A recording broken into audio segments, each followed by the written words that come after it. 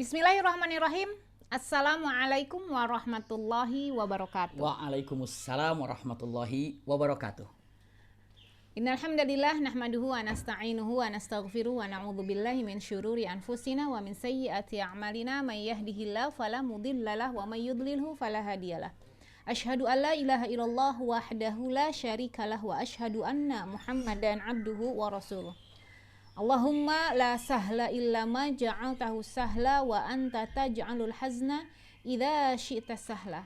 Rabbi shrah li sadri wa yassir li amri wahlul 'uqdatam min lisani yafqahu qawli. Allahumma rfa'na bil ilmi wat tuqa, Allahumma rfa'na bil ilmi wat tuqa, Allahumma rfa'na bil ilmi wat tuqa, wala haula wala quwwata illa billahil aliyyil azim. Masya Allah, Alhamdulillah, senang sekali kami berdua bisa kembali silaturahim dengan teman-teman sekalian. Mudah-mudahan silaturahim kita walaupun masih melalui YouTube ya, channel YouTube Rumil, mudah-mudahan seperti apa kita dikumpulkan dalam silaturahim ini, maka seperti ini pula Allah kumpulkan kita di jannahnya. Dan mudah-mudahan kita semua Allah beri kesempatan untuk bertemu dengan kekasih kita Rasulullah Shallallahu Alaihi Wasallam.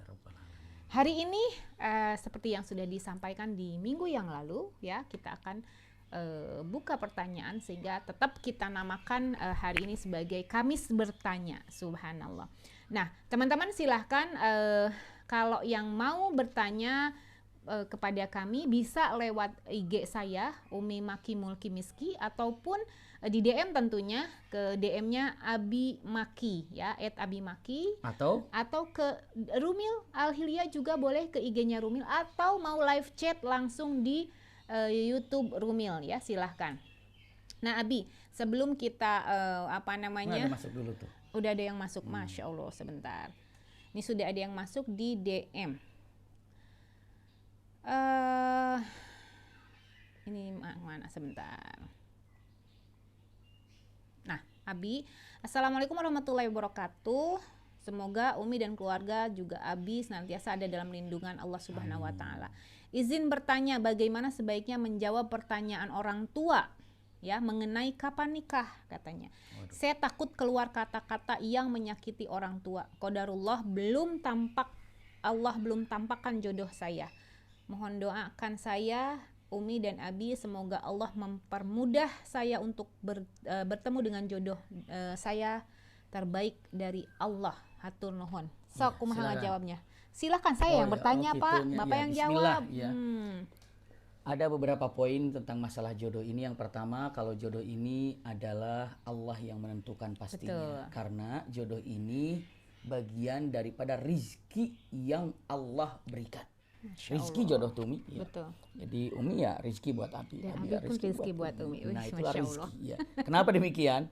Karena rizki ini ternyata ditentukan paling dekat di usia kita 4 bulan di perut ibu. Subhanallah. Dengan wayuk marubi arba'ati kalimat ya. Dan waktu kita di 4 bulan perut ibu, Allah telah menentukan 4 hal. Di antaranya adalah bikat birizqihi. Allah tentukan tentang masalah rizkinya. Nah berarti jodoh itu adalah rizki dari Allah Subhanahu wa Ta'ala. Berarti urusan rizki itu hanya Allah yang ngatur. Wa fis samai rizqukum. Dalam kalimatnya wa rizqukum fis sama. Artinya dan di langitlah rizkimu. Berarti yang namanya jodoh itu urusan Allah Subhanahu wa Ta'ala. Tenang. Tidak ada kata-kata mengatakan, "Duh, saya terlambat menikah." Jangan begitu. Tenang aja. Allah sudah siapkan ya. Sudah siapkan, tenang aja. Seandainya juga tidak dapat di dunia karena mungkin ada sesuatu hal, apa itu ajal tiba atau segala macam, tenang. Allah Maha Adil. Di akhirat Allah akan berikan. Tapi jangan pernah berangan-angan untuk mendapatkan jodoh di akhirat. Padahal di dunia mampu, di dunia untuk mendapatkannya. Maka tetap husnudzon kepada Allah dan yakinkan namanya jodoh itu rizki datang dari Allah Subhanahu wa Ta'ala. Tidak boleh dengan mengatakan siapapun saya terlambat menikah. Bukan terlambat menikah. Kenapa? Belum dikasih. Iya, belum dikasih itu karena apa? Ada beberapa hal. Karena Allah kalau memberi sesuatu pada seorang hamba itu tepat pada waktu yang tepat. Gak ada kata terlambat untuk Allah. Allah sudah tahu momennya seperti kapan gitu ya. Kapan itulah yang paling baik yang Allah berikan kepada kita. Allah tahu yang terbaik ya untuk kita. Betul, makanya bismillah saja dengan matan bagaimana ketika ditanya dapat jodohnya kapan menikah, jawab saja insya Allah segera, mudah-mudahan Allah segera, dan insya Allah Allah mudahkan untuk menikah ini, seperti itu ya. Tetap husnudzon, jangan emosi. Kenapa? Karena orang tua ketika nanya kapan menikah itu bukan menghina, bukan apa, tapi sangat cinta dan sayang untuk melanjutkan keturunannya. Bisa jadi demikian ya. Karena apa? Karena orang mengira jangan sampai mengatakan menikah itu akan membawa malapetaka, menikah itu akan menakutkan. Tidak. Menikah itu akan membawakan keberkahan dan kebahagiaan yang didapatkan. Seperti itu. Ya nggak perlu takut. Jadi bismillah. Ketika orang tua menanyakan kapan menikah, mungkin kita husnudzonnya juga kapan kamu segera meraup pahala ya. Betul. Karena kapan menyempurnakan pahala. Karena nikahu nisful iman itu jadi melengkapkan ya. Itu. Jadi tetap berhusnudzon dan yakinkan bahwa orang tua itu nggak ada orang tua yang berniat untuk menyakiti anaknya. Pastinya, seperti itu walaupun ya. Pertanyaan seperti itu, yakinkan bukan untuk menyakiti, tapi apa? Untuk memberikan semangat agar anaknya segera mendapatkan pendamping hidup dan menutupi pintu maksiat pastinya kalau sudah dapat pendamping hidup. Wallahu a'lam. Ada lagi, Mi? Ada. Assalamualaikum, bagaimana hukum muslim merayakan hari lahir dalam bentuk hanya kumpul tasyakur, makan bersama keluarga, misalkan menyenangkan hati ibu yang berulang tahun. Anak-anak memberikan makanan tumpeng dan doa bersama. Sebetulnya di sini ya kata-katanya dengan ucapan memang ada yang saklek mengatakan nggak boleh. Karena ini adalah gaya daripada orang-orang Nasrani ketika menjadikan tahun miladi saja itu berkaitannya dengan lahirnya Yesus menurut mereka ya, walaupun itu ada perbedaan pendapat di antara mereka sendiri apakah benar tanggal 25 Desember kalau nggak salah apa betul. Tanggal berapa gitu ya. Nah, usikum wa iyaya nafsi bitaqwallah, di antara mereka sendiri ada sedikit perbedaan, ada banyak perbedaan dalam masalah ini. Maka dengan mengatakan terlebih lagi saat Umar ibn Khattab ya begitu mau menentukan tahun Hijriyah pada waktu itu, banyak yang mengatakan, ya Amirul Mukminin, bagaimana kalau seandainya tahun Islam ini kita mulai dari maulidnya Rasulullah awal. Kata Umar bin Khattab, jangan. Kenapa? Itu akan ngikutin gaya-gaya siapa? Gaya-gaya ya Nasrani dengan seperti itu. Bagaimana kalau diawali dengan menikahnya Rasulullah dengan Siti Khadijah? Juga jangan. Bagaimana kalau diawali dengan turunnya wahyu pertama kali? Jangan. Terus apa? Bagaimana kalau mulainya untuk hijrahnya Rasulullah? Maka diterimalah sekaligus untuk berdakwah dalam masalah hijrah. Makanya untuk singkatnya, bagaimana hukumnya? Terlepas daripada pertanyaan tadi, saya ingin sampaikan pendapat yang pertama, ada matan saklek tidak boleh. Kenapa? Itu ittiba, mengikuti gaya-gaya Nasrani. Ada begitu. Ada yang berpendapat dengan kedua, mengatakan saya tidak ikut gaya-gaya mereka, tapi bentuk syukur untuk mengingatkan kalau tahun ini adalah tahun hari lahirnya fulan atau suami atau istri, untuk mengingatkan ternyata usia kita makin dekat tentang kematian. Kalau misalnya jatah kita diberikan oleh Allah 60 tahun, waktu itu usianya 40 tahun, berarti itu 20 tahun lagi.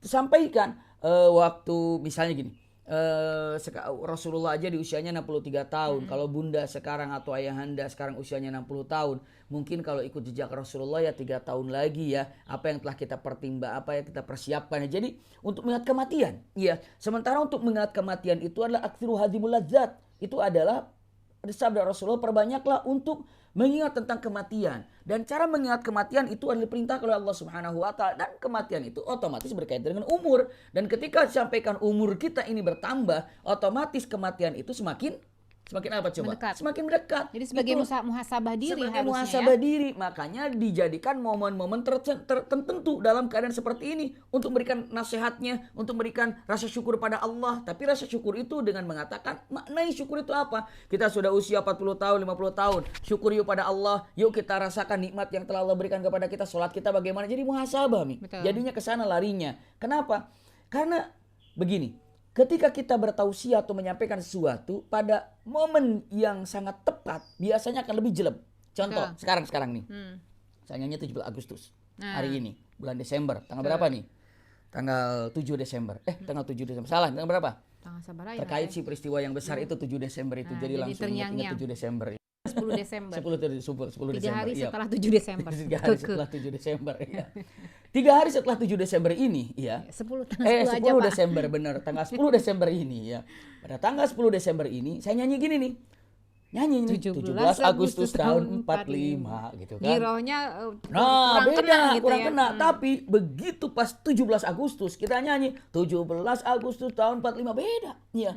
Kenapa? Karena pas tepatnya di situ. Jadi bersyukurlah dengan usia yang diberikan, usia sekian, tapi begitu tepatnya pas di usia nginjak 50 tahun, Anda sudah 50 tahun jelek gitu ya. Jadi jadikan momen ini untuk rasa syukur dan tausiah, bukan untuk hura-hura. Jadi bolehkan dengan mengatakan kata-kata untuk bersyukur pada Allah Subhanahu wa taala, memberikan nasihat yang indah. Saya rasa ini adalah satu perbuatan yang baik-baik saja. Tapi kalau diisi dengan hura-hura, dengan segala macam, apalagi menjauhkan daripada ketaatan pada Allah Subhanahu wa taala, membazirkan apa yang ada, itulah yang tidak baik, ya. Lalu dengan mengatakan, tapi kan gaya-gayanya dengan cara kumpulnya di tanggal itu, bulan itu. Bukankah Rasul Shallallahu Alaihi Wasallam begitu datang ke Madinah, orang Yahudi saat itu sedang berpuasa karena bersyukur karena Nabi Musa selamat dari kejaran Firaun, gitu kan? Tiba-tiba Rasulullah mengatakan sebaiknya kita yang puasa. Karena Lalu mengatakan, berarti sama pada tanggal itu? Tidak, niat kita beda. Iya, kita syukur pada Allah kalau mereka nggak tahu, nggak taat. Mereka tidak untuk membuktikan ketaatan kepada Allah dengan puasa pada tanggal 10 Muharram itu. Kalau kita menunjukkan ketaatan pada Allah pada tanggal 10 Muharram. Jadi, punten, tanpa merasa hormat dalam perbedaan pendapat ini, kalau seandainya diisi dengan hal-hal yang tidak yang negatif, diisinya yang tidak baik, jauhkan. Tapi untuk mengeratkan hubungan, apalagi dengan suami istri, gitu kan? Memberikan hadiah tahabu, walaupun hadiah itu jangan, kasihan kalau dapat hadiah istri cuma pas hari miladnya aja ya. Cuman terkadang gini loh, punten ada orang yang punten ya, tanpa bermaksud apa-apa, hanya ingin menyampaikan saja. Terkadang saklek keras tidak boleh, tadi yang seperti yang disampaikan, hatta walaupun isinya hatta yang saklek banget sampai tidak boleh, hatta walaupun sambil mengundang kajian gitu kan, atau sambil berdoa, pokoknya saklek nggak boleh. Nggak taunya orang yang mengatakan tidak boleh itu merayakan milad, misalnya milad satu lembaga dia gitu kan, milad organisasinya gitu kan, bahkan sampai minta dikirimkan video segala macam. Tapi begitu mensyukuri kenikmatan yang Allah berikan untuk pribadinya, untuk orang tuanya, untuk anak-anaknya, untuk ibunya, untuk istrinya, langsung saklek beda gitu. Nah itu ya punten-punten artinya betul, organisasinya miladnya diadakan sama-sama milad jadinya. Iya, seperti itu ya. Nah, Bi, sudah ada yang masuk di ini, Bi. Di mana itu? Oh, ini kita baca. Dari bolehkah guru ngajar ngaji dalam keadaan haid? Iya. Bismillahirrahmanirrahim. Ngaji Quran maksudnya. Ngaji Quran ya. Tentunya ini untuk masalah fikih ini ada beberapa pendapat, tentunya ada yang membolehkan, ada yang melarang. Nah, yang membolehkan ini mengambil satu hadis dengan kalimatnya la taqra'ul haid syai'an minal la taqra'ul haid wala junuban syai'an minal Quran. Janganlah seorang yang sedang haid atau orang yang sedang dalam keadaan junub, artinya belum bersuci, membaca sesuatu dari Al-Qur'an. Jadi apapun itu yang ada kaitannya dengan Al-Quran dikatakan tidak boleh. Itu pendapat yang mengatakan dilarang. Tetapi ada juga pendapat ulama yang mengatakan bahwa dalam keadaan proses belajar mengajar, maka orang yang sedang haid diperbolehkan untuk mengajarkan ngaji Quran atau mengajarkan hafalan Quran dalam proses belajar mengajar. Artinya, punten-punten, artinya seorang pengajar boleh mengajarkan, seorang siswa, seorang murid boleh belajar. Jadi insya Allah silahkan mana yang lebih difahami. Kalau seandainya tapi saya ngerasa nggak nyaman kalau saya ngajar Quran ketika saya sedang haid, ya silahkan tinggalkan ya Bi ya. Da mayuri buka ila ma yuribuk, silahkan. Jadi mangga, kalaupun kemudian ada lagi yang sampai ada yang mengatakan tidak yang melarang untuk membaca Al-Qur'an pun kesepakatan ulama, sekalipun dia melarang membaca Al-Qur'an ketika haid, tapi ada pengecualian untuk apa? Untuk doa. Ketika doanya itu isinya dari Al-Qur'an, itu diperbolehkan walaupun dia sedang haid, seperti Robbana atina fid dunya hasanah wa fil akhirati hasanah wa qina adzabannar. nurana waghfir Betul. lana innaka Kemudian rabbana zalamna roba anfusana ya wa lam taghfir lana. Banyak banget. Pokoknya semua doa-doa yang ada di dalam Al-Qur'an walaupun yang sedang dilarang itu pengecualian seperti itu. Wallahu alam. Silahkan ikuti kata hati mana yang nyaman di dalam diri penanya, silahkan. Jadi ada dua-duanya pendapatnya. Wallahu alam. Siap. Kemudian Bismillah, izin bertanya, Abi dan Umi, bagaimana hukumnya kita tasyakur sederhana dengan keluarga kita? Oh, ini yang tadi kayaknya ya. Kita ketika ulang tahun ada ini tadi, yang tadi sepertinya ya. Oh, tadi masuk ke sini. Iya, masuk ke DM dan masuk ke apa? Assalamualaikum Abi Umi, masuk ke YouTube. Bagaimana hukum istri menghabiskan uang suami, lalu suami minta marah dan menzolimi istrinya. Lalu suami marah dan menzolimi. Ngabisin, memang tugas istri menghabisin uang kan? Enggak juga. Ya, mungkin konteksnya bukan menghabisi. Kalau menghabiskan uang seakan-akan nggak ada gunanya ya, gitu ya. Kalau kalimatnya menghabiskan uang seakan-akan berfoya-foya untuk sesuatu, mengeluarkan uang untuk sesuatu yang mubadzir. Ya. Kalau konteksnya menghabiskan seperti itu tentunya tidak boleh, karena menggunakan ya sesuai dengan kebutuhan di rumah boleh seperti itu. Seperti siapa Hindun saat itu bertanya kepada Rasulullah ya Bia. Ya, aku mau pertanyaannya. Ya Rasulullah, suamiku pelit cina ya. Bukan pelit. Iya, emang pelit artinya mah gitu, agak kurang baik gitu. Jadi agak peret gitu. Meret. Jadi istilahnya gitu. Meregehese. Jadi suami emang begitulah. Rajulun bakhil gitu ya. Jadi untuk keluarganya itu sangat-sangat sekali ngirit gitu ya. Sehingga kekurangan. Makanya Hindun bertanya, apakah saya boleh mengambil uang darinya? Padahal yang namanya mencuri itu haram. Betul. Mencuri itu haram. Tapi memberikan nafkah seorang suami hukumnya wajib. Wajib. Mencuri haram, berikan nafkah itu wajib. Sampai masalah ini Rasulullah dengan mengatakan ucapannya ambil secukupnya. Bukan sebanyak-banyaknya loh. Betul. Ambil sebanyak-banyaknya. Bukan sesukamu. Bukan sesukamu, tapi ambil secukupnya. Makanya harus cerdas. Penting ini kira-kira perlunya berapa. Ambillah secukupnya. Tidak mengambil sebanyaknya, tidak mengambil sesukamu. Ini menunjukkan betapa wajibnya seorang suami untuk menafkahi istrinya. Wajib hukumnya. Bahkan punten ada perkataan, sebaik-baik seorang laki-laki yang telah menikah ibadahnya setelah ibadah yang kepada Allah ya, syahadat, salat, zakat, haji seperti itu kepada Allah Subhanahu rukun Islam. Sebaik-baik ibadah setelah rukun Islam ini, seorang laki-laki sebaik-baik ibadah seorang laki-laki itu adalah mencari nafkah untuk istrinya. Masya Allah. Iya, bahkan sebaik-baik sedekah yang diberikan oleh suami itu adalah kepada keluarganya, kepada istrinya. Ingatkan ada satu hadis Rasulullah SAW mengatakan, jika Anda, saya terjemahkan bebas, jika Anda punya 4 dirham. Iya, ini kok hitam apa ya dinar? Oh, bisa kemarin nyoblos. Iya, kaget ini. Ulangi lagi ya. Dinar, jika Anda punya 4 dinar gitu ya. Anda punya 4 dinar. 1 dinar diberikan kepada orang mujahid fisabilillah. Oh, sedang perang. 1 orang diberikan kepada orang sedang mencari ilmu, ya. 1 orang diberikan kepada fakir miskin, yatim, begitu ya. Dan 1 orang diberikan 1 dinar ini diberikan kepada keluarga. Diberikan kepada keluarga. Maka yang lebih baik, mana yang lebih baik? Yang lebih baik adalah 1 dinar yang dinafkahkan untuk keluarga. Masya Allah, paling hafal gitu. Paling fasih kalau berbicara itu. Memang benar itu.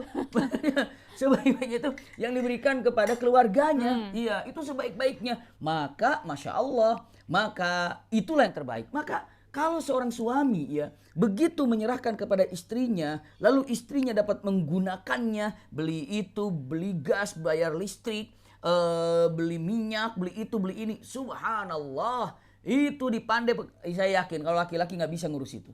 Iya, tiba-tiba nggak cukup lah kalau laki-laki mah gitu ya. Tapi kalau perempuan tuh bisa diempet-empet gitu. Ini buat ini buat ini, buat dipaspasin gitu ya. Cukup kesini masuk ini ke semua. Jadi kalau uang segini untuk makan seminggu apa kira-kira? Oh, jadi sama tempenya sekian kali, dagingnya cukup sekian, ini goreng ini sekian, dapat itu. Tapi kalau laki-laki ini untuk seminggu, apa ya seminggu Jadi makan laki-laki apa? itu ketika ngurus lauk aja, bukan kan saya bilang laki-laki. Jadi begitu misalnya beli makanan, beli lauk nasi, ini harus habis sekarang. Kalau kita kan enggak, sekiranya cukup Iya. untuk sekarang ini buat nanti lagi gitu Begitu, kan. emang begitu ya. Jadi jatah yang untuk makan nanti bisa Betul. masuk ke Bisa kantong masuk, kita. iya. Sampai pisang bolen aja itu kan masih tersisa karena Ya tapinya tentunya membeli dengan yang iya, secukupnya. secukupnya kayak gitu. ya. Yang kira-kiranya demikian. Nah, Makanya Kalau punten, apalagi kalau sampai menzolimi setelah mengambil uang gitu kan, menzolimi memberikan ya. uang. Padahal itu subhanallah kewajiban suami ya. Maka daripada itu mungkin nasihat yang bisa disampaikan, seorang laki-laki ya harus tahu minimal harga apa yang ada saat ini. Jangan banget buta ya. Betul. Harus tahu. Jadi minyak tuh berapa sebenarnya? Kalau mungkin minimal tahu lah. Kalau tahu harga minyak itu tahunya 5 tahun yang lalu ya kacau itu. Kacau, ya semuanya belanjanya. Makanya kalau belanja Umi siapa yang nemenin? Saya selalu nggak bawa uang biar dia yang bayar. Makanya Kalau selalu- belanja belanja bulanan biar beliau karena arrijalu qawwamuna 'alan nisa. Salah dalil itu ya. Jalan dalil. Pokoknya jadi harus tahu bagaimana. Oh, jadi sengaja Umi yuk belanja yuk gitu. Biar menghilangkan mungkin takut pikiran saya ada Enggak apa sih, ada sebetulnya apa. kalau saya sih enggak. Saya ya, pengen enggak ditemenin takut. aja. Oh, temenin aja. Tapi Karena kan perasaan kalau di gitu. tas, kalau saya yang bawa, kalau kurang kan saya susah. Ya, tapi ada Kalau Anda perasaan. yang ikut gitu kan, Anda yang bayar, saya nggak Tapi kesulitan. ada perasaannya begitu. Oh, ternyata belanja itu. Tapi ada kata-kata. Oh, ternyata kurang, ternyata sekian. Itu positifnya. Ketika diajak belanja itu ternyata kurang hasilnya sekian itu ya. Itu positif. Kalau Walaupun saya lebih tenang, niatnya- jadi ketika kurang saya nggak mikir, aduh mesti ini mesti itu, enggak, ya tenang, biarin aja Ya, dia yang kalau bawa. saya pribadi ya ketika diajak belanja dan setiap belanja kita ikut, kita tahu oh ternyata padahal belanja sekian ya, kok habisnya sekian ya. Oh berarti apa nih kira-kira nih? Bisa musyawarah. Kira-kira ini kita terlalu boros di mana ya? Oh ini coba dikurangin. Akhirnya kita bisa mencari kira-kira lebih murah tapi lebih baik gitu ya. Baik dan murah. Misalnya kita cari apa seperti itu. Kita coba makanan. Jadi kita ada musyawarah seperti itu. Nah, ingat, kalau sudah ketahuan seperti suami, saya sampaikan punten ini sebagai sharing aja, tahu tentang pengeluaran itu karena bisa menyaksikan seperti apa. Tapi kalau buta saja, masa segini udah habis? Sudah habis. Cek dulu apa yang dilihatnya. Ternyata benar-benar sekarang Masya Allah mahal-mahal ya, alhamdulillah gitu ya, dengan harga yang ada. Tapi ingat, untuk keluarga itu sedekah terbaik. Dan apabila Anda punten memperhatikan kepada keluarga, wahai para suami, agar keluarga itu senang, bahagia, berkecukupan, punten, nggak usah ragu-ragu, Allah akan bukan pintu rezeki lagi. Masya Allah. Seperti itu, karena sebaik-baik sedekah kepada Karena istri. sebagai bentuk syukur juga menafkahi lain syakartum Akan lazidannakum. ditambah lagi. Masya Dan Allah. punten, seorang wanita pun ketika sudah mendapatkannya, bila perlu tanpa dipinta, walaupun tidak dilirik-lirik, tidak dibaca-baca, catat aja ini pengeluarannya loh Pak, segini. Nih kata siapa? Kayak siapa? Itu dia. Setiap bulan ada laporan. Males saya ngelihatnya. Jadi ini punten, setiap bulan tuh ada laporan. Tempe sekian kali, minyak sekian kali, ini sekian kali. Kita akan ngelihat. Cuma dilirik aja. Apaan sih Udah, gitu apaan sih dicatat-catat gini apa dia? Enggak, ini pengeluaran. Saya biarin aja pengeluaran. Udah tahu kenapa. Ya udah merasakan ketahuan Iya. begitu. Nah, paling tidak agar misalnya kalau seperti itu diperlihatkan, ini loh pengeluarannya tuh Pak segini loh Pak, saya itu habisnya segini loh, lihat nih misalnya Pak ini pengeluaran untuk bulan ini, nggak dipinta laporan, jadi oh iya ternyata demikian ya. Mengaudit sendiri ya. Mungkin komunikasi ini yang kurang. Betul. Tapi kalau seandainya sudah disampaikan tapi tetap menzolimi dan menyakiti, aduh itu mah terlalu. Itu kayak siapa itu? Kayak Bang Haji. Bang Haji Iwan Perkataan Fals. Bang Haji. Ya. Kok Iwan Fals? Bang Haji Roma. Bang Haji Roma, iya betul.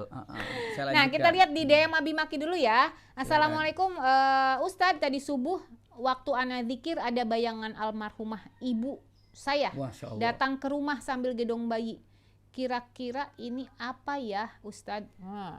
Kalau saya lagi zikir gitu kayaknya nggak, punten ya, takutnya ada apa-apa, mungkin Anda sekedar tertidur sejenak lalu dalam mimpi sekilas terlihat begitu, karena kalau bayangan bungkelekannya itu saya yakin zohirnya kelihatan Asli. bayangan, aslinya Kalau sudah wafat kalau ya. sudah wafat itu tidak mungkin hadir, itu adalah setan. Kenapa? Karena qabadallahu ruhul ahya wa ruhul amwat. Ya Allah ini memegang ruh orang yang sudah wafat dan orang yang dalam keadaan tertidur ruhnya. Jadi istilahnya hal seperti itu apa kalau lagi ngelihat ternyata gambaran seperti itu mungkin dong wallahu alam itu halusinasi atau setan segala macam. Tapi terlepas dari apapun yang terjadi itu tidak ada salahnya dan kita harus wajib mendoakan orang tua apalagi yang sudah tidak ada atau sudah wafat. Seperti itu wallahu alam.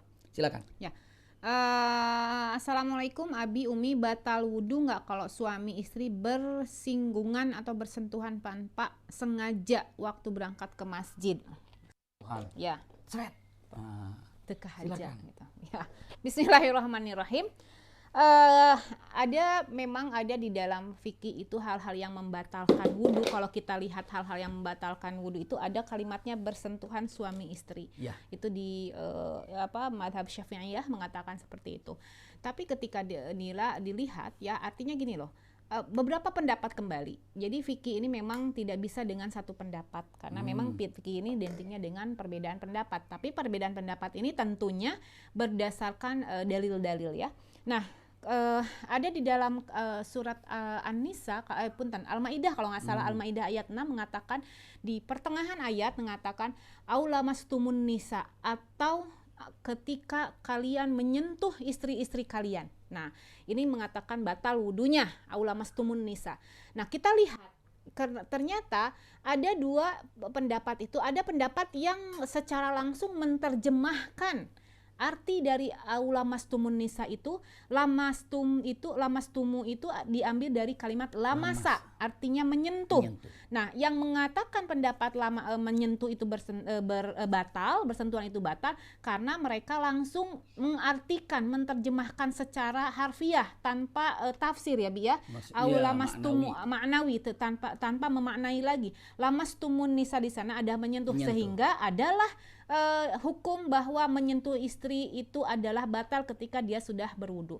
Tetapi ada juga ulama yang menafsirkan kembali berpendapat bahwa saking mulianya bahasa Al-Quran, bahwa bahasa Al-Quran itu bukan bahasa yang vulgar.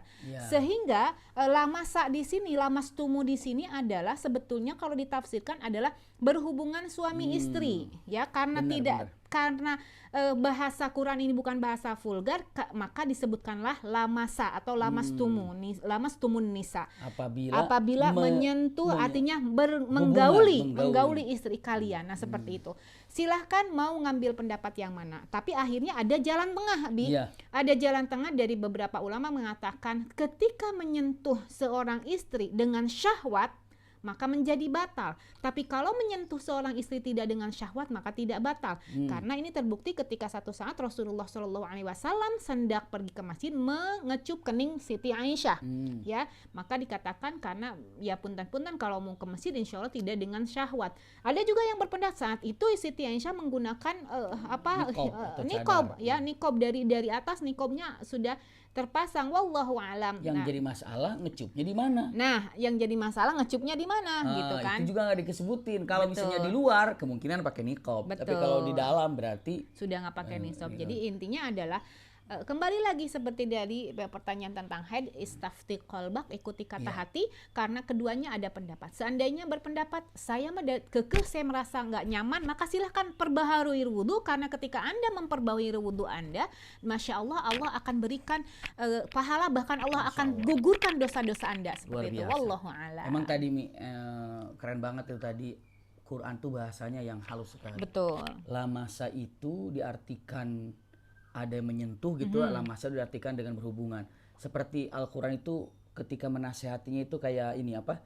Nisa'ukum harthul lakum fa'tu harthakum annasyi'tum gitu kan? Secara bahasa ya secara harfiah. Biasa gitu kan. Coba keren banget bahasanya, Boy. Indah sekali. Wanita itu, istrimu itu bagaikan ladang untukmu, maka silahkan kau tanami apa ladang itu. Masya Allah. Jadi istri itu bagaikan ladang. Anda mau jadi soleha, dia soleha. Jadi tempat bercocok tanam kalau secara harfiah ya. Bertanam tuh cocok tanam untuk menumbuhkan bibit kan. Betul. Untuk menumbuhkan keturunan. Nah, sekarang ini istri itu adalah tempat bercocok tanam untuk memberikan keturunan baik atau tidak baik.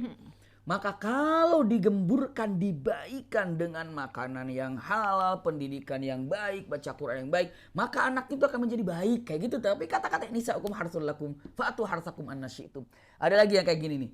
Yang pakaian itu apa? Hunna Libat. libasul lakum wa antum libasul lahunna. Lahunna. Waduh, coba ikhwah akhwat ayah anda Iya. bunda renungkan itu. Wanita itu ataupun hunna, Bahasanya semuanya wanita indah itu ya, Masya Allah. bagaikan pakaian buatmu ya laki-laki, dan engkau juga pakaian buat dia.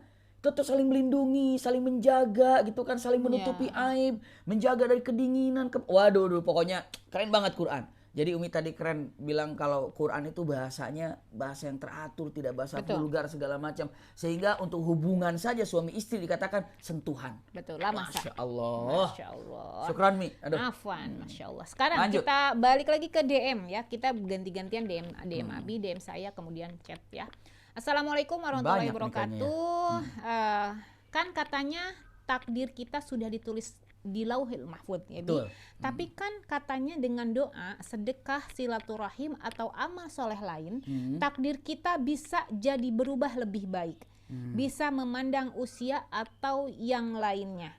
Jadi itu bagaimana ya Abi dan Umi? Apakah hanya takdir tertentu yang bisa berubah dan ada yang tidak atau bagaimana? Jazakumullah khair. Sok, Ayo Ma. silakan. Sok mangga ku Abi. Bismillah, begini ya.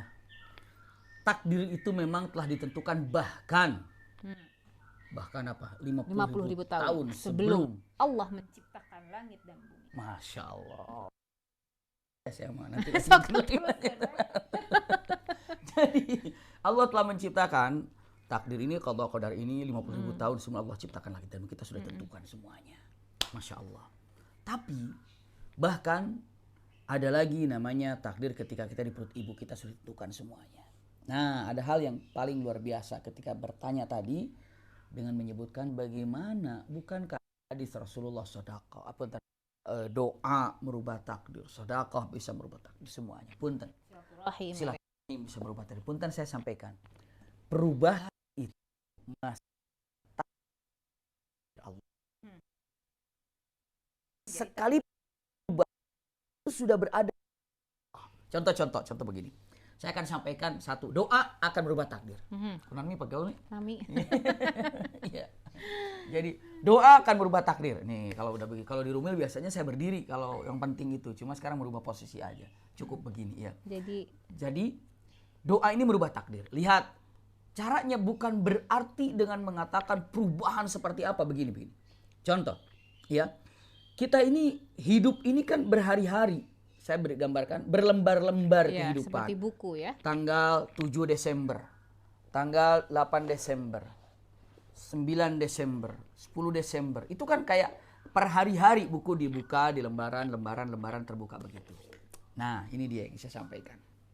Nah, dalam kehidupan ini Allah telah memberikan lembaran kita, usia kita berapa tahun, setiap detiknya apa yang dikerjakan, harinya, jamnya, apanya, semua sudah berada dalam buku tersebut tanpa ada perubahan. Dari halaman 1 sampai halaman kesekian tahun, misalnya usia kita taruhlah misalnya dari usia 0 tahun sampai usia 63 tahun. Iya, itu semuanya berada dalam satu buku itu dan tidak ada sekali apapun perubahan. Plak, pelembar. Nah, saya percepat, iya. Di lembaran pertama, misalnya di halaman di usia 30 tahun. Di halaman usia 30 tahun, hari ke-25. Misalnya kan jam 10 pagi. Tertulis, fulan akan tabrakan, misalnya naudzubillah, besok jam 10 pagi dibelokkan apa-apa. Tercatat di situ semuanya. Oh, udah tercatat nih. Iya. Tiba-tiba dibuka. Beliau sholat subuh. Dan setelah sholat subuh, doa pada Allah Subhanahu wa Ta'ala agar Allah melindunginya dari berbagai macam hal yang tidak diinginkan. Tepat jam 10, tidak jadi tabrakan karena doa yang telah diucapkannya setelah sholat subuh. Masya Allah. Nah, diganti dengan misalnya mampir di warung tukang bubur dan makan bubur di sana, misalnya kan? Begitu ngasih orang Dan traktir. memberikan Traktir. traktir orang teman-temannya, gitu kan? Iya. Nah seperti itu. Di situ dengan mengatakan takdirnya dan dia meetingnya tidak berhasil pada hari itu. Iya, seperti itu.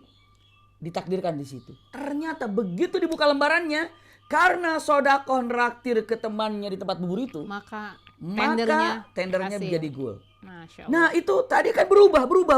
Perubahan itu dengan karena doa, karena sodakoh, karena silaturahim. Itulah makanya perbanyak doa. Kenapa? Doa itu ada punten merubah sesuatu yang mana perubahan itu masih dalam takdir Allah Subhanahu wa taala, masih dalam buku takdir itu. Maka itu mungkin yang bisa saya terangkan, mudah-mudahan bisa dipahaminya. Iya, dengan singkat itulah kalimatnya. Dengan matan doa itu merubah takdir, merubah takdir, tapi masih dalam takdir Allah. Perubahan takdir yang masih berada dalam takdir Allah Subhanahu wa taala. Wallahu a'lam. Iya. Silakan. Sekarang ke DM dari Rumil. Umi Abi bolehkan anak tidak datang untuk sowan dan silaturahim ke keluarga suami karena sudah 6 tahun keluarga suami mendiamkan, tidak menegur, tidak menyapa bila saat anak sowan ke sana dan suami menjadi bisu, mendiamkan, membiarkan kemaksiatan ini terus berlangsung.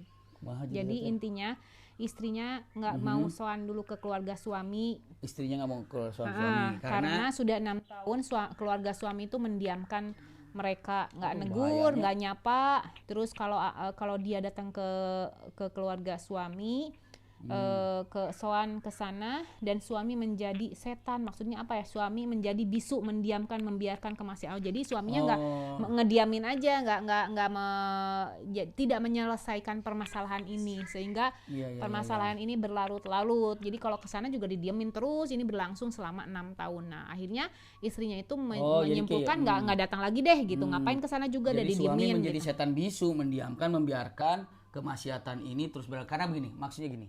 Saya paham. Jadi ada istilah perkataan gini, Mi. Jadi ketika ada orang melihat maksiat dia diam, itu seperti digambarkannya setan bisu. Jadi ketika mengatakan, itu maksudnya cuma saya salah membacanya. Komanya, intonasinya. Jadi seperti itu. Nah, terlepas daripada maksiat apapun kalau kita diam, itu digambarkan kita itu menjadi setan bisu. Alhamdulillah. Makanya tidak boleh kita diam melihat maksiat.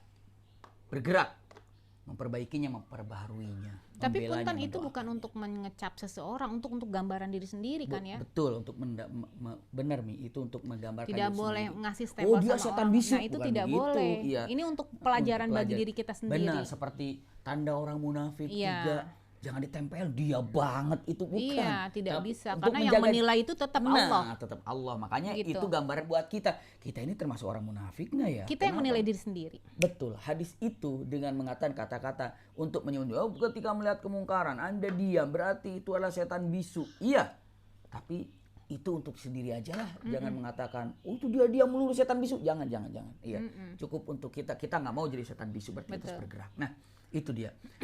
Nah ini dia, kalau seandainya memutuskan saya tidak mau datang ke sana lagi karena dia mencuekkan saya, karena dia keluarga mereka saya, tidak segala macam. Apakah saya salah untuk tidak datang ke rumahnya dia? Silahkan. Para runggu atau etamanya sarua kene nu nanya. Iya kan? Oh iya. Ya, bismillahirrahmanirrahim. Kira saya udah nunggu loh ini jawabannya apa gitu kan. Silahkan. Bismillahirrahmanirrahim. Kalau memang punten-punten Anda yang bertanya sudah, karena kalau saya lihat dari sini sudah datang tapi tetap tidak berubah keadaannya. Tidak ada respon. Hak Anda untuk tidak datang ke sana, tetapi ketika Anda terus datang ke sana untuk terus berusaha menjalin silaturahim dengan ikhtiar memperbanyak silaturahim, tentunya Allah tidak akan menyanyiakan itu, ya. Karena ya kembali lagi sering disampaikan oleh saya, Binya Maki mengatakan bahwa Allah itu tidak melihat bisa atau tidaknya seseorang memanjangkan silaturahim, tetapi yang Allah lihat itu ada nggak ikhtiar dia untuk menjalin silaturahim. Dan tentunya Allah tidak akan menyia-nyiakan seseorang yang selalu menjalin silaturahim. Tapi hak Anda ketika Anda merasa tersinggung, yaitu hak Anda gitu. Tetapi kalau misalnya minimal misalnya kalau ke sana nggak enak banget hatinya ya karena saya nggak ditegur, saya nggak ditanya, misalnya nggak dicuekin lah. Coba silaturahimnya dibuka dengan kayak sekarang kan kita bisa WhatsApp, sekalipun WhatsApp kita nggak dijawab, paling tidak kita pengen pahala memanjangkan silaturahimnya. Siapa seperti tahu itu. kalau di WhatsApp tiba-tiba boleh saya mau berkunjung sebentar aja ya. Kalau boleh berarti sudah oke tuh. Iya. Tapi di sana sebentar lewat. Betul. Jadi apa ya namanya? Cek ombak. Nah, Cek ya, ombak gimana kira-kira menerima atau enggak, menerima atau tidak seperti itu. Iya. seperti itu. Allahu a'lam Wallahu ya. a'lam bishawab. Kita kembali lagi ke pertanyaan dari YouTube. Nah, apakah Abi dan Umi, apakah seorang istri bisa masuk surga hanya dengan pintu suami saja, walaupun suami itu kurang adil dengan orang tua dan keluarganya sendiri? Sok, ayo nama Abian. Abian. Abian. Jadi gimana? Suami itu, apakah kita seorang istri hanya bisa masuk surga dari pintu suami saja, padahal suami itu kurang adil dengan orang tua dan keluarga sendiri. Kurang adil dengan orang Jadi tua. keluarga yang dibangunnya. Jadi suami punya keluarga sendiri yang dibangunnya, gitu. Tidak adil dengan orang tua. Jadi merasa si istri ini tidak bisa diadilkan oleh suaminya, mendapatkan keadilan antara istrinya dan ibunya, bapaknya gitu ya. Punten, saya sampaikan begini. Iya. Ketidakadilan yang dirasakan oleh seorang istri, iya, sebenarnya harus dicek dengan menyebutkan benarkah tidak adil ataupun Anda sebenarnya sudah cukup dengan apa yang diberikan oleh suami. Ya, sudah cukup yang didapatkan, keseharian dapat, mingguan dapat, ataupun mungkin bulanan dikasihnya, anak sekolah juga lancar, semuanya dapat, semuanya istilahnya kecukupan ataupun kebutuhan yang Anda perlukan dari suami Anda mendapatkannya. Seperti itu ya. Jika sudah seperti itu, lalu ternyata orang atau suami itu ingin berbakti kepada kedua orang tuanya, lalu memberikan hadiah pada orang tuanya, menyantuni kepada orang tuanya, dan ingat, seandainya Anda wahai wanita ikhlas dan ridho suami Anda untuk berkhidmat kepada kedua orang tuanya, ingat baik-baik, maka dengan syarat Anda juga tercukupi dengan kesehari-hariannya. Tercukupi ya, bukan berlebih ya, cukup aja. Setelah cukup, saya sudah cukup, alhamdulillah sudah cukup nih. Lalu bersilakan suaminya untuk berkhidmat kepada kedua orang tuanya, ke ibu bapaknya, Masya Allah bagi itu bagi ini. Lalu istrinya ikhlas, ridho suaminya berbakti kepada kedua orang tuanya, maka suami itu adalah itu istri itu merupakan ahlul jannah yang masih hidup. Untung saya connect. Maka suami itu salah. Ulangi lagi Mi. Ulangi ya. Seandainya ada istri mempersilahkan suaminya setelah dia merasa berkecukupan, cukup nih, punya itu, punya ini. Setelah itu apa? Suaminya berbakti kepada orang tuanya, kepada ibu bapaknya, dan istrinya ikhlas ridho suaminya berbakti kepada orang tuanya, maka istri itu adalah menjadi ahlul jannah yang masih hidup di surga, di dunia. Pokoknya mah paham. Iya, jadi gemper diplongkeun ke saya mah gitu. Ini apalagi belum saya pelong udah gemper kan. Jadi istri itu menjadi istri yang ahli sorga walaupun masih hidup di dunia. Masya Allah. Sekarang saya tidak merasa adil. Keadilan tolong cek. Sudah dicukupi belum apa yang didapatkan oleh suaminya? Iya. Tapi kalau sudah cukup bukan berlebih ya. Alhamdulillah sekolah bisa, ini sudah. Cuma kadang-kadang setan atau nafsu ingin merasa punya berlebih. Punya itu. Nah itulah yang kadang-kadang menjadikan demikian. Merasa, kok sama orang tuanya begitu terus, sama orang tuanya tuh. Nah itu dia ya. Dan punten, dibalikin. Seandainya ada suami bukan hanya memperhatikan istrinya saja, tapi suami itu juga memperhatikan mertuanya, keluarganya, sehingga mengatakan, tolong hubungi orang tua mama. Sebaliknya tolong telepon orang tua mama. Sebaliknya, kira-kira orang tua mama lagi perlu apa nih? Tolong mama ini nih tolong kasihkan ke orang tua. Masya Allah nih tolong kasihkan. Iya, kasih gitu kan. Maka suami yang mendekatkan istrinya kepada keluarga istrinya, maka suami itu adalah merupakan suami ahlul jannah yang masih hidup di di dunia atau mainnya di dunia, mana. iya, di dunia. Nah kayak gitu Ya. tuh. Makanya Dan sekarang mungkin ini harus difahami juga bahasa kasih itu loh yang sudah diajarkan oleh Dr. Aisyah Dahlan Iya. ya, Masya Allah.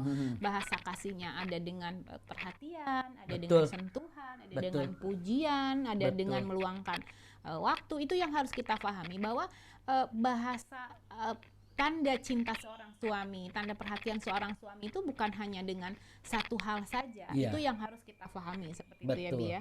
Pokoknya untuk orang tua dan mertua itu sama-sama Derajatnya sama. derajatnya untuk dihormati, Ya. disayangi, Mungkin kalau diangkat di kepala kalau kita. saya selalu mengatakan, kalaulah ada perkataan ridallah fi ridal walidain wa suhtullah fi suhtil Suhtil walidain. walidain. Kalaulah boleh ridallah fi ridal mertua ya, Bi ya. Iya. Wa suhtullah fi suhtil mertua seperti itu ya. Wallahu alam. Kita lagi ya, Bi ya. Siap. Mana tadi ya? Izin bertanya, apakah harta yang telah jatuh waktunya dan mencapai nisab harus dibayarkan semua zakat mal saat jatuh waktunya, atau bolehkah kita Dicicil. serahkan ke famili yang membutuhkan dalam bulanan? Nah, itu kan sudah masuk itu ya. Jadi maksudnya gini, zakat mal sudah nisabnya sudah Udah jatuh, kena, masuk. kemudian haulnya sudah. Nah, Sudah. itu harus semuanya apa boleh ke family dulu. Nah, ke family itu pun kita bisa memberikan zakat kepada family gitu. iya. Merupakan sebagai zakat seperti itu. Yang paling dekat. Yang Dan paling dekat. begitu lihat zakatnya ternyata waduh seabrek-abrek gede, boleh dicicil zakatnya. Zakat harta. Ternyata iya. begitu dihitung-hitung lah besar sekali. Waduh besar sekali zakatnya. ternyata 2 juta gitu kan. Iya. 2 juta dolar. 2 juta dolar misalnya kan. Aduh, ini 2 juta rupiah, 2 juta real misalnya atau gimana. Aduh gede banget nih, gimana caranya ya kalau langsung nggak bisa. Ya udah kita cicil aja. Sedikit-sedikit. Misalnya 500.000, ternyata ada lagi 5, tapi tercatat. Dan itu berapa boleh zakat. terbagi-bagi ya, Bi, tidak harus Betul. dengan satu orang atau satu lembaga gitu. Betul, seperti itu. Seperti itu ya. Sekarang Silakan. eh, Dari ini mana? ini YouTube. YouTube ya. Rangkapan Jaya Depok nonton dan menyimak, Masya Allah nih dari Masya Mbak Allah. Susi Uci. Masya Allah. Kemudian Assalamualaikum Abi, Umi, orang tua saya dulu duda dan janda dan sama-sama sudah punya anak. Nah, apakah anak yang dibawa oleh bapak dan ibu itu mendapatkan warisan harta yang didapat setelah pernikahan orang tua saya? Bapak-bapak, ibu-ibu.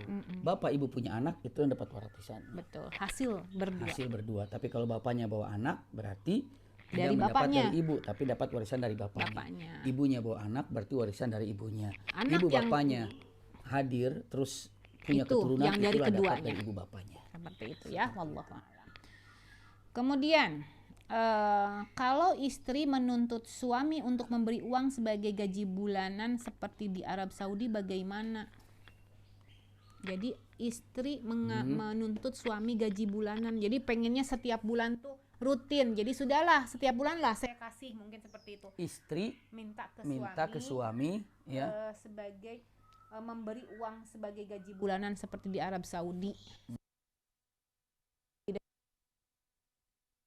Hanya memberikan nafkahnya itu bulanan ataupun mingguan ataupun harian, mungkin seperti Iya. itu ya. Bahkan kalau saya tahu ya di Saudi itu yang belanja juga laki-laki. Iya, betul. Jadi yang belanja tuh laki-laki. Keperluan ini. Keperluannya. Banyaknya ya, banyaknya laki-laki yang laki-laki belanja kalau di sana. Jadi bukan gaji bulanan, kalau saya rasa itu ya memang Nafkah ya. nafkah sebulan untuk istri sebulan sekian gitu itu. Jadi Sama keluarga. seakan-akan gaji bulanan sebetulnya bukan gaji bulanan karena ya punten-punten maaf ya, tanpa mengurangi rasa hormat, rasanya seorang suami ketika memberikan gaji bulanan seorang istri itu tidak berharga kalau seperti itu. Ya mohon maaf ya, Bi ya. Iya. Kita jangan mau dikatakan kita dapat gaji. Ya seakan-akan kalau gaji itu kita hanya pekerja saja gitu. Kita hanya berarti seakan-akan kita sebagai babysitter, seakan-akan kita sebagai koki. Tapi kalau nafkah itu Tapi kan kewajiban. nafkah itu kan Sangat luar kewajiban. biasa. Lahir seperti batin. itu, lahir Tanpa batin. ada bosannya. Seperti itu. Kalau misalnya, jadi intinya kalau misalnya boleh nggak saya minta bulanan, nafkah bulanan langsung blek gitu sebulan, boleh kalau itu gitu. Tapi Boleh. jangan ya punten-punten tanpa bermaksud apa-apa, jangan mau dibilang gaji karena gaji itu tentunya untuk Mungkin sesuatu. dia bilang seperti gaji gitu, seperti Ya, gaji mungkin bulanan. kalau seperti gaji ya itu silahkan seperti Silahkan. gaji. Jadi Ya, dapatnya artinya cuma maka bulanan. setiap bulan dapatnya. Sangat Boleh. diperbolehkan. Ada yang harian, Betul. ada yang mingguan, ada yang bulanan, tahunan ada kelamaan. Detikan kecepatan, tahunan kelamaan. Ayo, ayo. Wallahu alam ya. Silakan. Kemudian selanjutnya, Assalamualaikum Abi, Umi boleh nggak wudhu untuk atau bersuci di kamar mandi? Soalnya biasanya saya melakukan sekalian selesai mandi atau buang air. Makasih. Boleh, insya Allah dipersilahkan, hanya saja kalau bisa kita Ada lagi tempat. Iya, kalau bisa lagi kita ikhtiarkan untuk tidak wudhu di dalam toilet yang ada mirhad tuh kloset ya, Iya, klosetnya. Nah, itu lebih baik Kloset tentunya namanya itu ya. kloset. Tetapi kalau misalnya ada saya mah kamar mandinya kloset sama tempat mandi satu tempat. Nah, punten mungkin untuk sebagai ikhtiar dikasih tirai atau tirai paling nggak dikasih pembatas ember lah atau apa, intinya kita ikhtiar untuk memisahkan antara tempat hajat dengan untuk tempat wudhu. Dan adapun habis mandi kadang-kadang kan pertanyaannya tuh boleh nggak saya tanpa menggunakan busana ya wudhunya. Wallahu alam, hanya tentunya kalau ingin mendapatkan yang lebih baik lagi paling tidak handukan ya, auratnya ditutup seperti itu ya. Wallahu alam. Kemudian 5 menit lagi nih. ya. Yasin. Bagaimana menghadapi suami yang banyak disukai wanita lain dan suami membalasnya? Masih suka bersalaman berjabat tangan dengan wanita lain padahal suami lebih mengerti tentang agama. Sok abieun ayeuna mah. Suami kumaha suami? Suami yang disukai oleh wanita lain. Dan yang harus dijaga itu adalah bagaimana caranya agar suami bisa lebih memperhatikan keluarganya pastinya ya. Berarti seorang wanita harus lebih memperlihatkan diri dengan yang melihat kata-katanya, dengan ucapannya, introspeksi diri. Iya, untuk menjaga seperti apa dari perilakunya, dari akhlaknya, sehingga tidak membuat suami itu dengan mengatakan kata-katanya kecewa. Iya, kecewa dengan apa yang ada. Berarti bukan marah yang dikedepankan, tapi ini saya harus seperti apa? Saya harus bagaimana? Saya strateginya untuk lebih berkhidmat lagi kepada suaminya. Seperti apa? Seperti itu. Iya.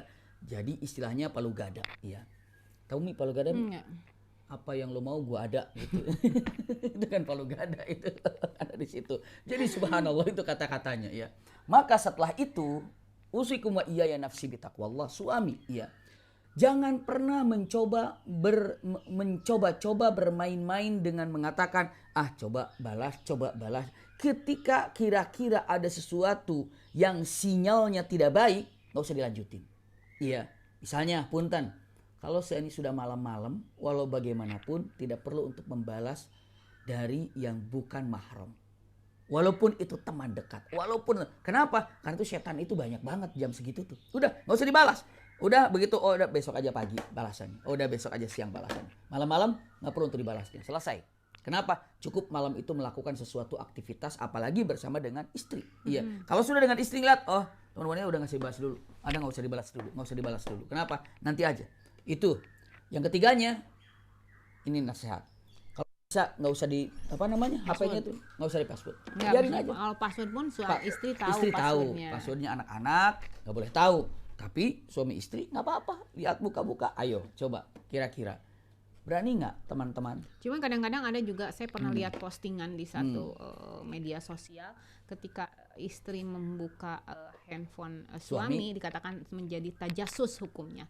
Nah, saya rasa tajasus itu memata-matai, dan memang dalam Al-Quran tidak boleh wala tajassus. Tapi kan kalau suaminya memberikan bukan lagi tajasus ya, Bi, mempersilahkan bukan lagi tajasus. Tajasus itu ketika suami mengunci handphonenya tersebut gitu ya. Nah, kalau dipersilahkan bukan tajasus lagi. Terus alasannya begini katanya, berarti Anda suudzon katanya. Sampai buka-buka handphone saya. Itu kan? Iya. Suudzon itu terbuka karena suaminya ngunci. Ngapain curiga-curiga? Maka adanya tajasus. Tajasus. Kalau Iya. dengan mengatakan kata-katanya, kamu nggak boleh suudzon dong kalau gitu. Kalau gitu, istri bilang, tolong bantu aku Pak Untuk agar aku menghilangkan tidak suudzon. suudzon, untuk menghilangkan Ya. suudzon. Tolong Bagaimana bantu caranya? supaya saya tidak menjadi orang yang Selalu selalu suudzon. suudzon, selalu Tolong bantu. memata-matai gitu. Tolong bantu.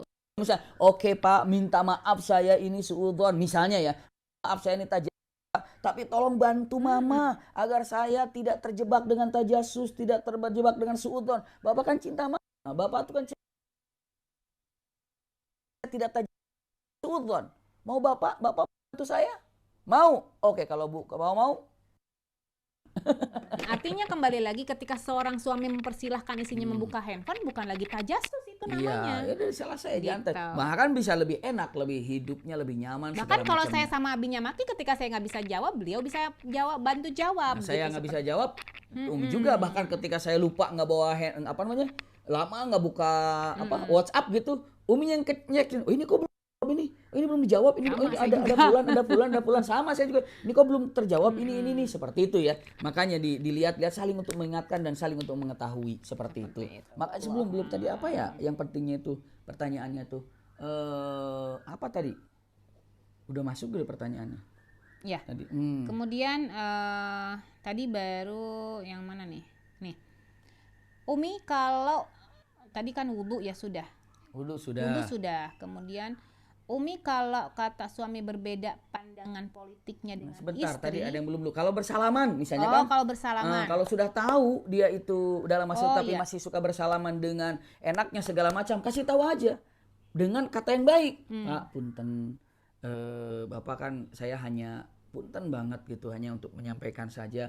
Mungkin terlalu cinta Mama sama Bapak, mungkin terlalu sayang Mama sama Bapak sehingga rasa-rasanya kalau ada yang menyentuh baru tangan aja gimana perasaan gitu. Alangkah baiknya punten banget gitu ya. Sampaikan aja dengan baik. Tapi pastinya dengan kata-kata yang baik, dengan waktu yang tepat segala macamnya. Mudah-mudahan suaminya dengar pas lagi di YouTube ini sehingga bisa memperbaiki dirinya, menjaga kehormatannya. Yeah. Menjaga kehormatan itu bukan wanita menjaga kehormatan saja, tapi tolong suami juga menjaga kehormatan. Bahkan tolong cek kalau seandainya istrinya melakukan seperti itu, suami bagaimana? Lalu kalau misalnya suami posisikan melakukan Anda, itu, ya? betul, istri bagaimana? Seperti itu kita harus selalu mengatakan kata-kata demikian. Kalau saya digitukan, saya tidak mau, maka saya juga nggak mau melakukan hal itu. Seperti itu. Lanjut. Ya. Satu pertanyaan lagi. Kalau suami berbeda pandangan politiknya dengan istri, bagaimana harus bersikap seorang istri? Suami tidak berpihak pada pandangan politik yang berpihak kepada Islam. Nah, kalau perbedaan politik, jadi suami punten seperti halnya kemarin mungkin ketika pilkada, istrinya pengennya pilkadanya tuh ketika ada pemimpinnya tuh yang selalu berpihak kepada Islam, tapi suami punya pandangan lain, akhirnya Muslim sih ataupun bahkan bukan Muslim mungkin seperti itu karena yang dilihat apa gitu Bi. Sebetulnya perbedaan politik ini jangan sampai menggugurkan satu kekuatan yang paling kuat. Anda sebagai mukminin mukminah suami istri, Anda sebagai hamba Allah yang mengatakan 2 kalimat syahadat, melaksanakan rukun Islam yang 5, jangan sampai menggugurkan hal yang paling kuat. Dan Anda sebagai suami istri itu adalah akad.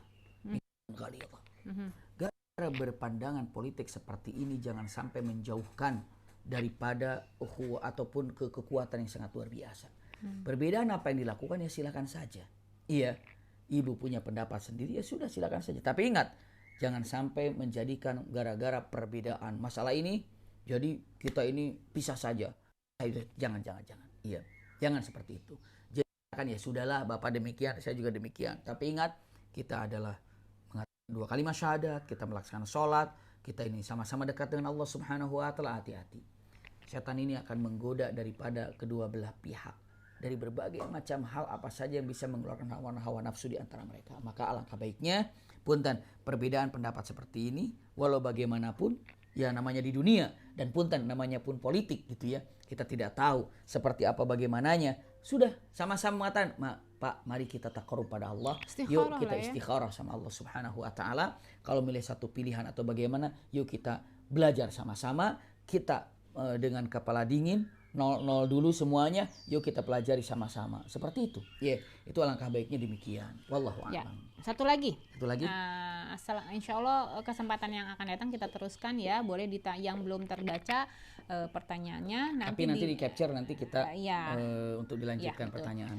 Assalamualaikum Abi, ketika kita beristikharah kemudian bermimpi, apakah bisa menjadi petunjuk atas istikharah yang kita lakukan?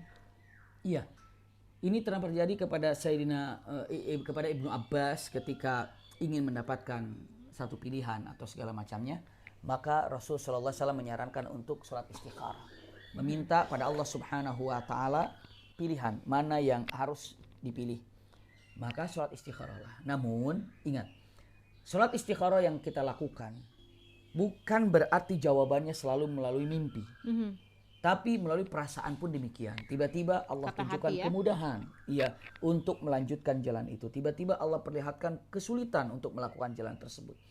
Maka daripada itu sholat istikharah itu akan berikan keberkahan apa yang didapatkan. Harus dipegang baik-baik. Jangan sampai kita melakukan istikharah itu dengan harus ada mimpi. Tidak. Tidak semuanya dengan mendapatkan mimpi. Tapi kalau seandainya dengan mimpi yang didapatkan, itu pun ada yang jelas, ada yang kurang, ada yang perlu ditafsirkan, maka tanyalah kepada para ajengan, para ulama, para kiai, kepada para habaib yang bisa memahami tentang makna-makna tersebut dalam artian bisa jadi itu merupakan petunjuk baik atau tidak buruk atau buruknya ketika diperlihatkan di dalam masalah mimpi, ketika mendapatkan mimpi yang harus dibuka apa maknanya, tabirnya demikian. Bisa jadi itu adalah jawaban dari mimpi dan tidak semuanya istikharah harus terjawab melalui mimpi. Wallahu a'lam bishawab. Ya, alhamdulillah sudah selesai kita menjawab beberapa pertanyaan. Ini ada mama dan bapak saya di Ciwidey lagi nyimak. Ada Mak Nin, Pak Engki, Masya Allah. Sehat ya Mak Nin, Pak Engki. Ini mungkin teman-teman Rumil Ahliyah yang dirahmati Allah, untuk kesempatan hari ini kita cukupkan dulu. Insya Allah di kesempatan yang akan datang, insya Allah kita akan buka lagi pertanyaan dalam Kamis Bertanya. Syukron lakum. Assalamualaikum warahmatullahi wabarakatuh. Waalaikumsalam warahmatullahi wabarakatuh. Sama-sama kita tutup dengan kafaratul majlis. Subhanakallahumma wa bihamdika asyhadu an la ilaha illa anta astaghfiruka wa atubu ilaika. Walhamdulillahirabbil alamin.